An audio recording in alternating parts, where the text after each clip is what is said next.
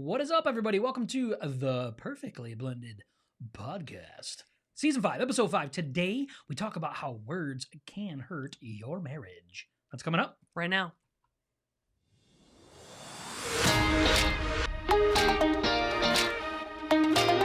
Thank you so much for joining us on the Perfectly Blended Podcast. This podcast is for blended families, for couples that want to strengthen their marriage and want a brighter future. Perfectly Blended exists to break the stigma of divorce, drop the shame and guilt holding you back, and equip marriages to thrive instead of just survive. We believe all that is possible in this life is based on the power of Jesus Christ and His ability to restore us fully. Let's dive in. What is up, everybody? Hey, if you're joining us live, welcome live. If you're not joining us live, you're not welcome live. Just kidding. We're glad you're here. If you can make it and you're here, we're so glad you make it. Actually, today's going to be one of those types of topics that I think is almost overrated in marriage. I think we kind of take it for granted a little bit. Would you agree with that? Yeah. Yeah. Very much so. So I think this is going to be a really powerful episode. I mean, that's our guesses. We really hope and pray that there's some serious value that's out of this. If you have an opportunity right now, please do us a favor and hit the share button. Sharing is caring. We really appreciate that. So, my love, tell everybody what's on that beautiful heart of yours. Sharing is caring. I think that I love how Josh said that this is underrated. It is underrated. We should do a whole nother podcast about what also is underrated is keeping your ears and your eyes, pure as well, because what is in your heart is what comes out of your mouth, right? And that's what the Bible talks about. So a lot of times if we are watching, listening, and being a part of things that are toxic, negative, and that's what we're feeding into us, that is actually what's going to come out of our mouths. And it doesn't matter who. It's going to be to our spouse. It's going to be to our kids. It's going to be to family members. And I think that what people need to realize is if you're a mom and you have kids, okay, your kids will go to someone's house, and then a couple days later, especially when my oldest son was a teenager, his friends' moms, I would run into them and they would say, oh my gosh, Garrett is the only friend that comes over to our house and he does his own dishes and he puts everything away and he says, please and thank you. And I'm like, he does what? Who is this kid? He does what? Yeah. Or little kids, people will say, oh my gosh, your kid is an angel when you're not around. And then you get around and it's like your kid is like demon spawn. Yeah. Right. Well, if you listen to a lot of psychologists and psychiatrists and things like that, they say you should take that as a compliment as a parent because your kids feel free enough to just be themselves around you and you get, their raw emotions and stuff. Well, that can happen in marriages too. Like you go to work all day or you're around people all day, and there has been studies to show that willpower is an exhaustible resource for you day by day. Yeah, very true. So if you start out your day and that's why Mark Zuckerberg and stuff wears the same outfit every single day, because you start making decisions, even what to wear, and it's proven that by your willpower only lasts for so long.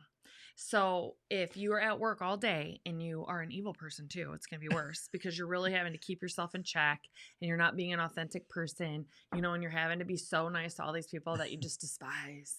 You're going to come home and it's just going to come out to your loved ones, especially your spouse, because you guys are together all the time. And a lot of times I do it even with my phone, I'll be on my phone. I'll just get home from work and Josh is in the kitchen or something. And I just get on my phone and I'm thinking in my head, I'm with him every day, all day. I'll be off my phone in a minute. I'll, get to him in a minute.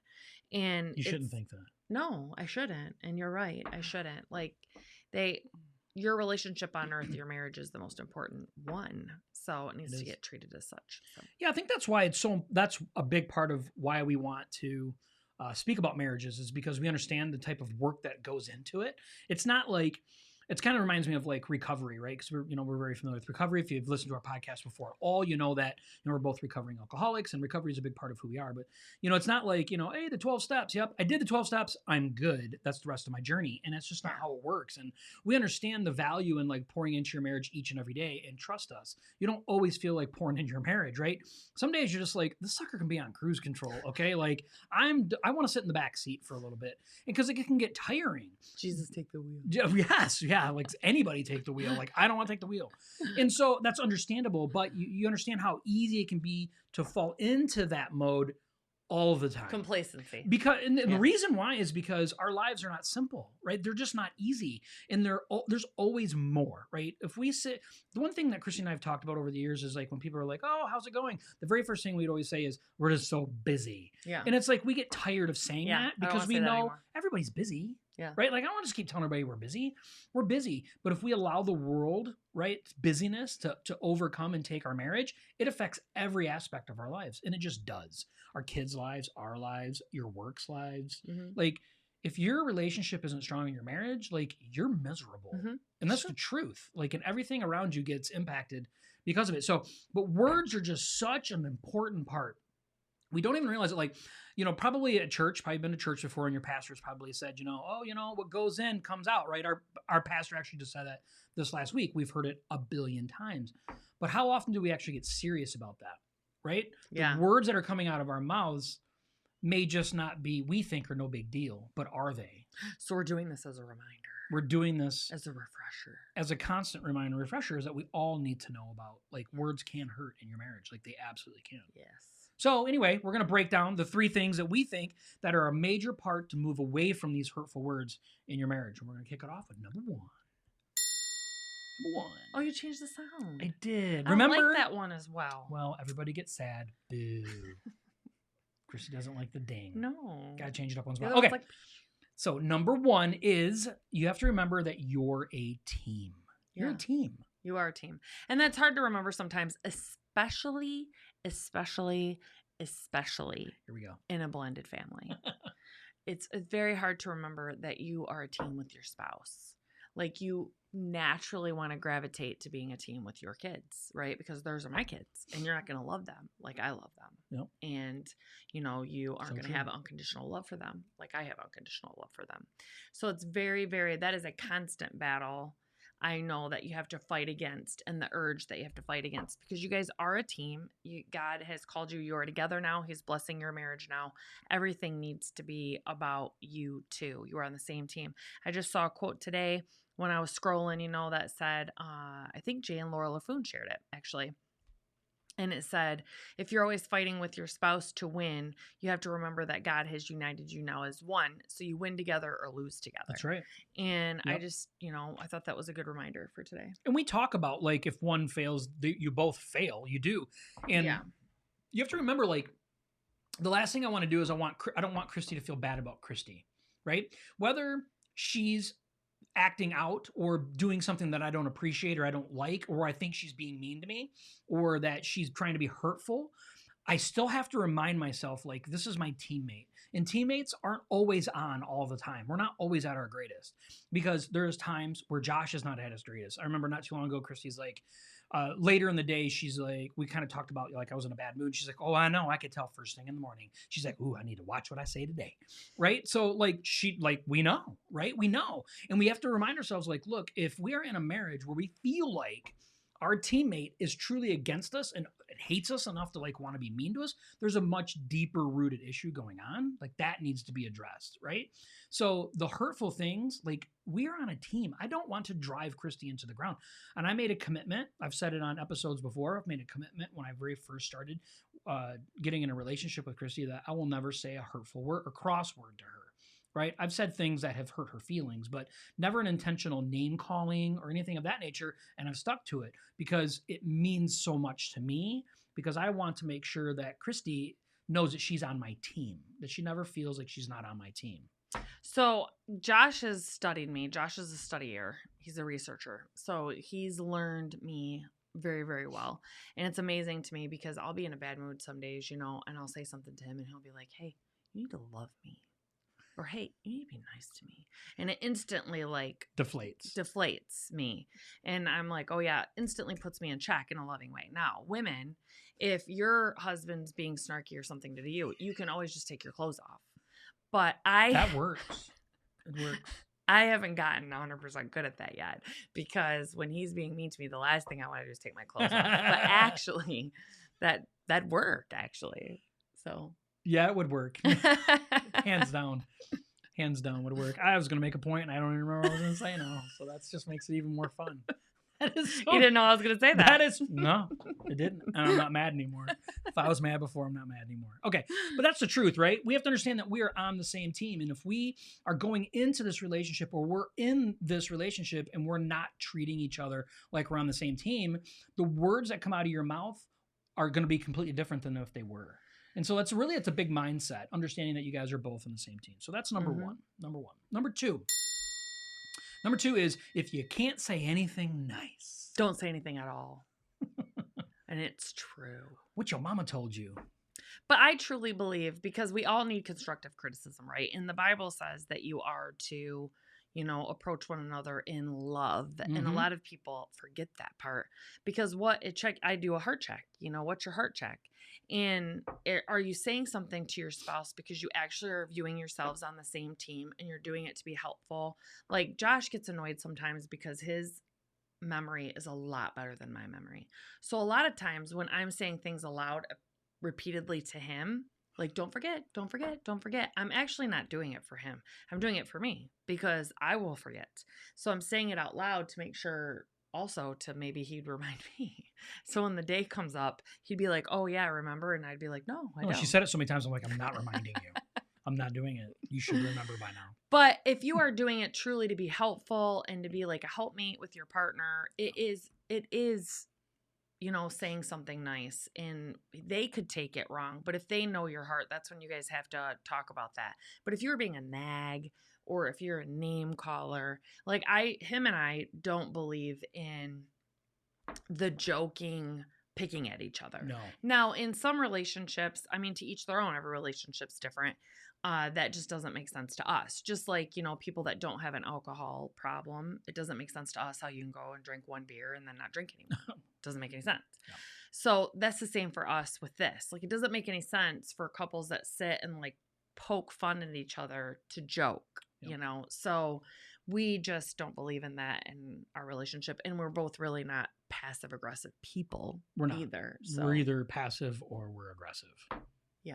That's typically how it usually works with us. But right. I think it's really important when we talk about, like, if you can't say anything nice, I think we have to understand, like, it's when we get real comfortable with each other, we think that we're being helpful with our criticism. Oh, yeah. And this criticism is criticism. We know what we're doing because we're trying to impact our partner in a way that's going to change them in a way that's going to benefit us, right? It's easy for me to look at my wife and say to her, you need to learn how to parent my kids better. And I could be real passive aggressive or critical in a way where it's an unneeded comment, right? I used to do that bad. Like, I was really good about making a little bit of a comment about something, and she knew. And then she would start to say something to me, and I'm like, yeah, I get it. I have to knock that off. Like, I really do have to knock that off. And ultimately, all it was is she wasn't doing something the way that I wanted her to do it. So I was going to be critical in the moment where I'm helping, right? I'm just helping you. Right? In all reality, I'm not. I'm just manipulating the situation to be able to get my dig in. He's helping himself feel better. I am, right. And I think that I am being helpful in a way that I'm controlling the situation. And we have to remind ourselves, like, okay, I'm not really saying anything nice. This isn't encouraging or helpful. Then I need to not say it. And biting your tongue is one of the hardest things we have to do in marriage. Because I can't change Christy. To be honest with you, I've learned to adore and love everything about my wife, right? Now, it's hard to say that we can love and adore everything about. Look, one of my favorite things about my wife is when she gets mad. And ask her, she'll tell you. That's weird. I don't know, it is weird. But I do, right? Because I'm not playing checkers, I'm playing chess, right? And I see things at a much bigger scale with my wife than I do on a smaller thing. And so these other little idiosyncrasies that are going on within, like, this stuff, I like it. Like, I really have learned to adore that because I know she's not malicious or mean or hateful or unkind to me. So when she's in a bad mood, I don't take it personal. I just don't. So I'm not responding in a way to her because I feel like she's attacking me. right? So this whole critical thing that we get in this critical loop of like, we're really trying to be helping when ultimately we're really not. We're not helping. We're hurting. Right. Right? Mm-hmm. And you shouldn't. If those are the things that are coming out of your mouth, you need to suck them back in. Well, a lot of times too, it's just maybe unhealed hurts in your spouse's life too. I would say the most of the time it's that. And that's when you have to like help them. We help each other heal and we help each other get better. And ultimately it's pointing each other to God, putting God at the center of your marriage and praying together and really asking him to soften your hearts too. Like you guys really need to get convicted about things and put some extra work in. Those reactions though are 99.9% of the time it's an emotional response to what's going on, right? It's like the same thing they say, whether you spank your kids or don't spank your kids, it doesn't matter. But the point is that if you are going to spank your children, you shouldn't spank them right after they did what they did wrong, because you're not doing it for them, you're doing it at them. Right? It's an emotional response because you're angry with them. And it's kind of the same thing. Like maybe something's going on between Christy and I, and she does something that I don't approve of. Instead of just saying something that's on my mind or coming out of my mouth, it's like I'm just giving an emotional reaction right now, and there's no help in that. It ends up being really hurtful and very damaging, and you can't take that stuff back. So no. That's number 2. Number three. You need to learn how to lift up and not put your partner down. And this goes for when you're not with them, too. Amen to that. So Amen. you should not be ever, I'm speaking to women primarily, okay? You should not, because we chicken neck, okay? And we gossipers and all of those things, especially with our moms and sisters and daughters, right? Like everybody's thinking like, oh, we can like vent to my mom or my daughter or my sister about my husband. You should never do that because your family specifically and your best friends are always going to take your side.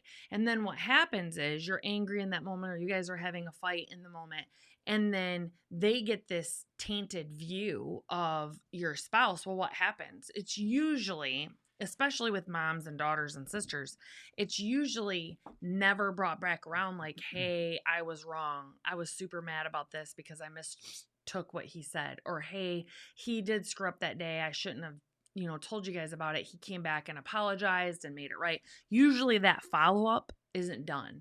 And if you have a good confidant, we all need to have good biblical sound advice in our lives. We have to have people speaking into our marriages specifically. Yeah.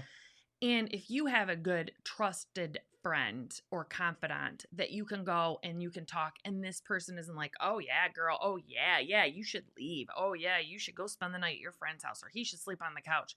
No, but they're like giving you biblically sound advice and saying, no, he shouldn't have done that. But have you tried approaching it a different way? Have you, like, it's constructive. Lifting up. That's lifting up your marriage. And that's what we should be doing. If you're going to your people to bash your spouse, that is actually causing in your own heart a divide in your heart towards your spouse. Mm-hmm. Not even necessarily with them, but with you, because you're just allowing yourself to talk bad about them. Yeah, well, you're looking a lot of times, I think, when people do that, and we can admit it's typically women. I mean, you're saying that. It's typically women that do that, right? They go and they're looking for reassurance, right? And a lot of times this is how it goes. You go and you ask a question of another lady. Does your husband do this? When you know this is only springing to make you feel good about you being upset about something about your husband. So then they come back and say, I talked to all my friends. Right. And then, yeah. And so that is not lifting up your marriage. We have to remember, like, we have to try, and not in a way to make it sugar-coated or to make it better than what it is. No, it's being patronizing at that point. That's not what any of this is. It's understanding, like, I want to try and elevate my wife. I want my wife to sit on a pedestal higher than me. That's my goal in life. Like, I want her to be viewed as better and greater and more awesome, because she is, and I truly believe that. But I want to make sure that she knows and feels the same of that. Like, I always want her to feel good about herself. Biased. And why am I biased? Because you love me. Well, that's the way it's supposed to be. That's my point, right? That's my point. You want to make sure you lift up your partner. And it goes right back to the first point, though. You're on a team. Like, I win. Trust me. Okay. I win. And so that's how this all works is we have to look at our words when we talk to our spouse. Like it's encouraging. One of the things that I really adore about Christy is that she can see a random woman. She just did it, I think, yesterday.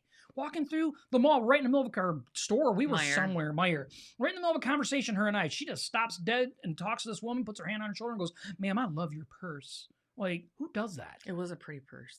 Okay. Right? But she took time out, stopped, interrupted our awesome, very important conversation. It was.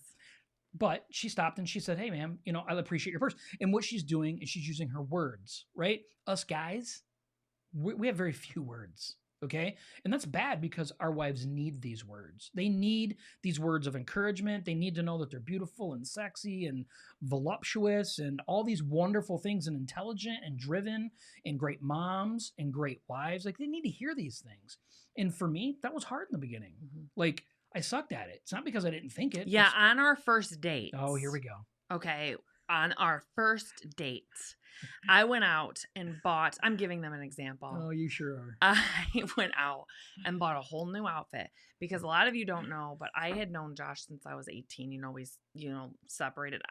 We weren't together back then, but we knew each other. And I always pined over this man. Like, oh, it was like the one guy that I wish I could have dated someday, like I'm his groupie, right? And so I'm getting ready to go out on a date with Josh Grouchy. And I go and I buy a brand new outfit and we go to Lucky's and he doesn't say, "You look nice, you look pretty," nothing. I order steak, potatoes. He orders a salad. And then when we're leaving, I'm like, "Oh, do you want to go out after the eating and you want to do something? Like we're done. Do you want to go back to your house? Like anything?" He's like, "No, I'm just going to call it a night and go home." And that was it. It was a catastrophe. It was a catastrophe.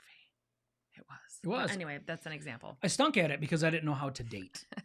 And I didn't understand the value of that and making sure that she felt good about herself, right? I didn't think that. I was fairly newly sober. Going out to eat was very uncomfortable for me. I really, really pined over her. Like I've always wanted to be with her, always loved her. I wanted to make sure that she got a good first impression, which I didn't do that. Right? No, one of my friends called him up later. Yeah. Because we were living together. Yeah. She's like, "How did it go?" I'm wrong with you? What's wrong with you?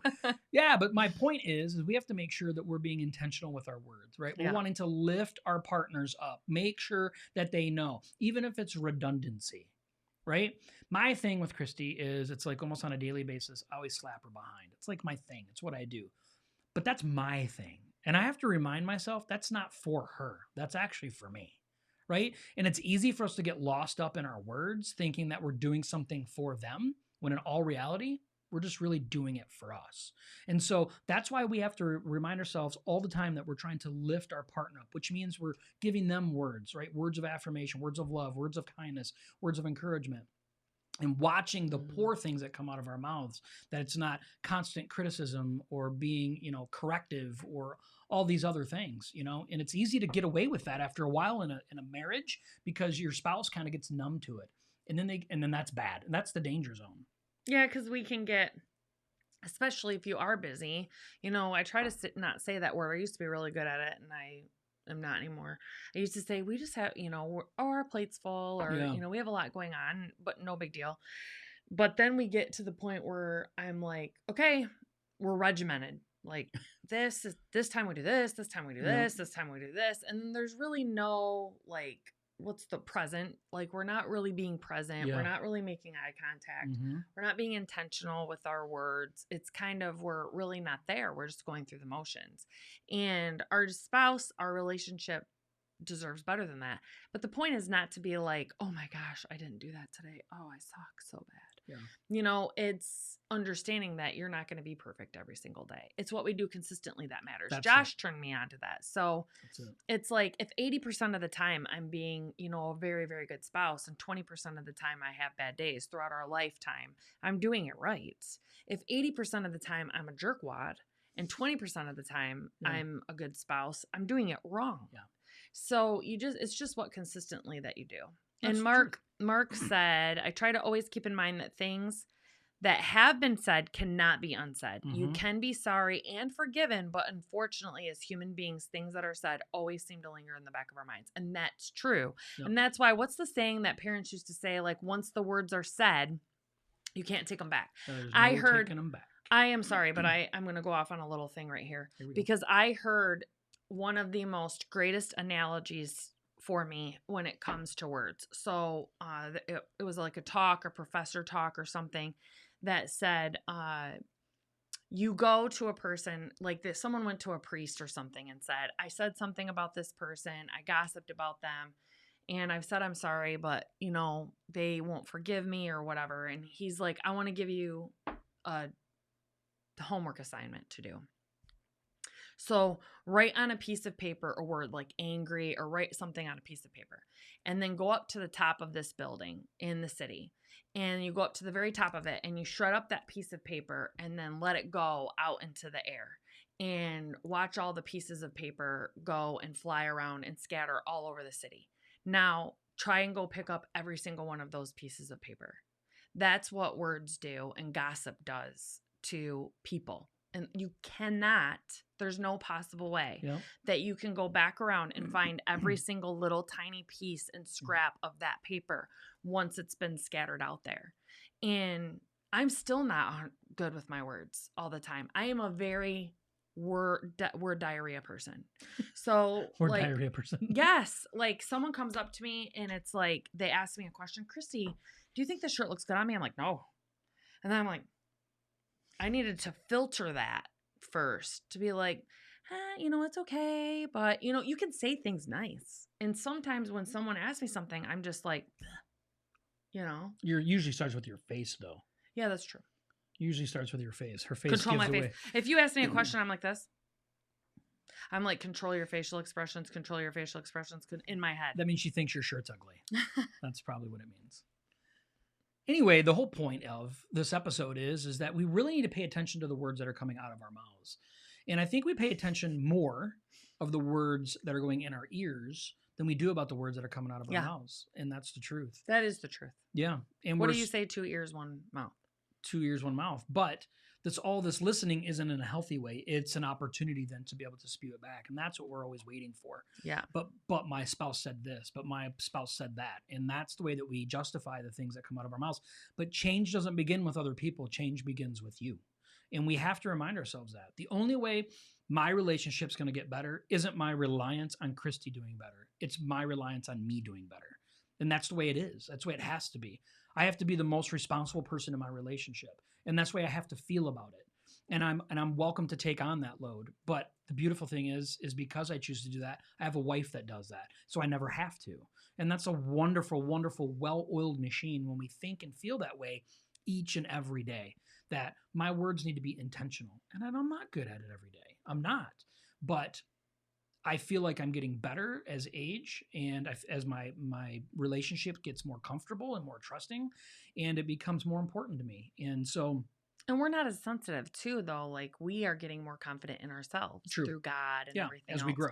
So when you're having a bad day, I don't take it as personally as much. It's very like, that's the beautiful thing about marriage is if you guys really work at it, you really do grow together.